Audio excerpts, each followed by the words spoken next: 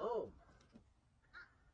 And the time that I'm making this video, Shabbat Shalom. Today is the Sabbath day. And I want to talk about the Passover, which is also known as Pesach, and the Feast of Unleavened Bread, which is known as Chag HaMatzot. And on my hat is Yeshua, which is short for Yahushua, the Messiah's name.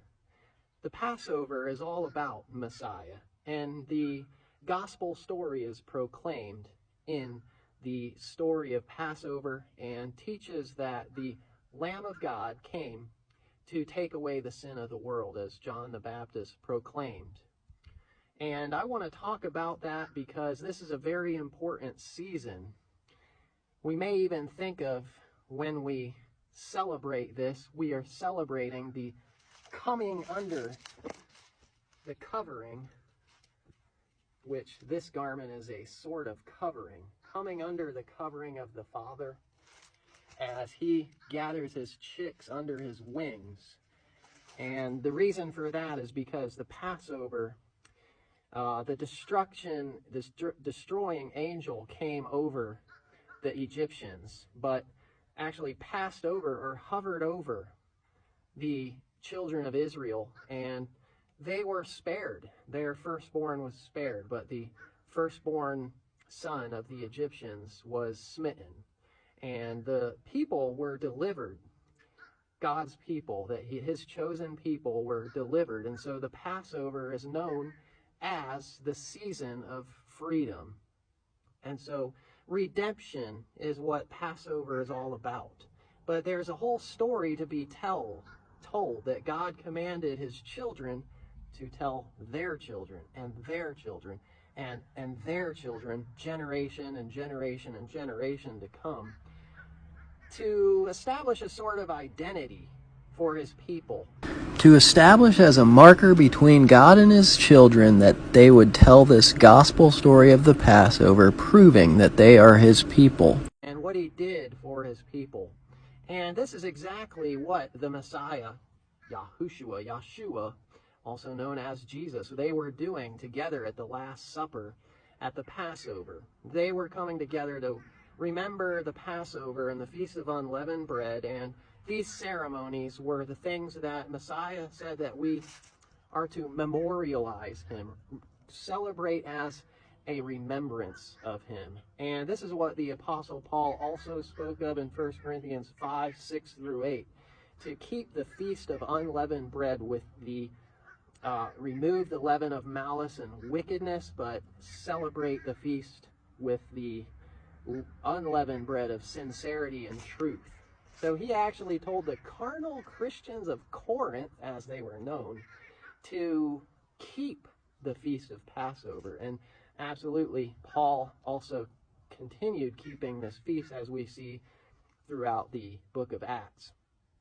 Now, the significance of this season is that this is a sort of a spring cleaning time of year, when we got to clean out the cobwebs, but we need to really remove leaven for our lives. What does leaven symbolize or represent? Again, the Apostle Paul speaks of leaven to the Galatians. In Galatians 5:1, he says that a little leaven leavens the whole lump.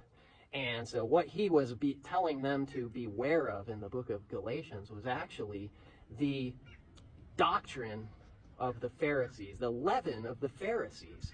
And we'll see that Messiah also warned his disciples of the leaven of the Pharisees. And this was the leaven of bad doctrine that the Pharisees had, that they needed to toss out and get rid of. And their leaven and their group was known as the party of the circumcision, and they thought that you had to be first circumcised to be saved and keep the whole Torah.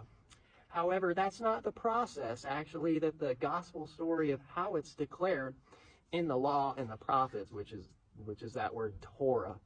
Now, this was a doctrine that they had that was contrary to what the Torah actually taught, because the Torah says that God and his chosen people, he chose them not because they were anything special, but because they were least. And they had faith to put the blood of the lamb on the doorposts and then be delivered and redeemed. And only later did they receive the Torah. So they were saved first, and they learned obedient kingdom behavior after. And so it's actually important to note that the Apostle Paul is actually properly teaching the doctrine of the law of Passover and liberty through the gospel of the Passover Lamb and Messiah, Yahushua. Secondarily. So first comes faith, and then comes sanctification. Now that's what the feasts actually teach, and the Pharisees and the circumcision party had the cart before the horse. Now, this did not change where the doctrine came from. Now, Paul the apostle, he acknowledged the doctrine is to be taken from the law and the prophets. He acknowledged that in 2 Timothy 3:15 and 16 to Timothy, that the scriptures which he knew from the time he was young, which of course was the Tanakh, the Old Testament, the law and the prophets, that was profitable for doctrine, reproof, correction, and instruction in righteousness. So the problem was not where the doctrine came from of the law and the prophets and to follow that, but to be cautious as to the doctrinal teachings of how to follow that.